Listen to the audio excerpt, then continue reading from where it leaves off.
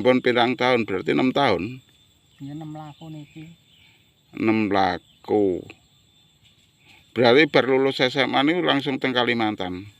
Nggih STM niku. STM Gemolong. Nggih Sakti.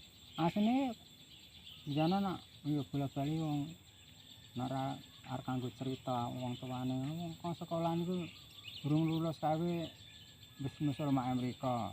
Anu karepe kon kuliah kang sekolah wis entuk Beasiswa. beasiswa.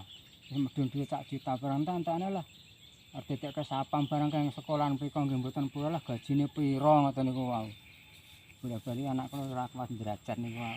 Berarti ijazah bareng urung nampa. Ndek wau dereng nak sakniki nggih pun dipendhet ya. Oh sakniki pun dipendhet.